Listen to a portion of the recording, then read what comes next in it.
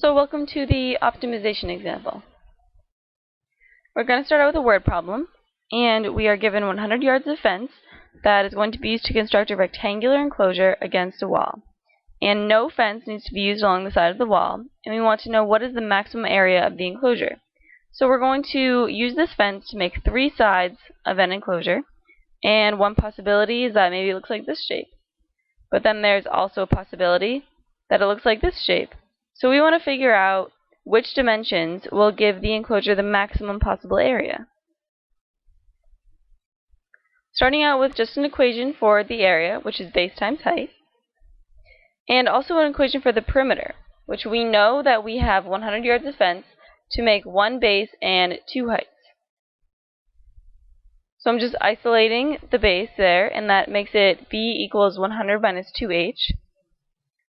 Now I'm going to go ahead and plug it into the area equation so that we can get the area to depend on only one variable, h. So that is a equals 100 minus 2h all times h. And now we're going to distribute and make it a equals 100h minus 2h squared. And now we have an equation for area that only depends on h, so we can take the derivative of it and then optimize it. We're starting out with a equals 100h minus 2h squared. And now we're going to take the derivative. So that's pretty easy. The derivative of a is, of course, dA dH. And the derivative of 100h is 100. And the derivative of 2h squared, because of the power rule, you bring down the 2 and multiply it by 2, and you have minus 4h. Now we're setting the derivative equal to 0, so we can find out where the critical point is. So we have 0 equals 100 minus 4h, and h equals 25.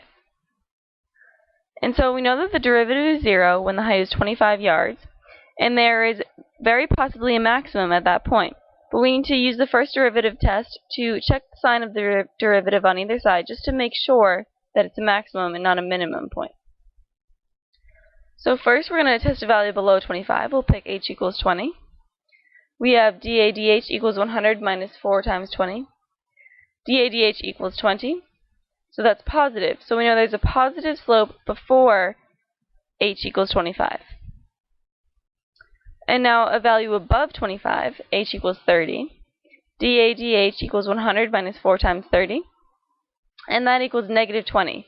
So we know there's a negative after the critical point of h equals 25. So that means that the function is increasing and then decreasing after. And that signifies a local maximum at that point. So now we have the derivative is positive before the critical point, negative after the critical point, and our conclusion is that it is a local maximum.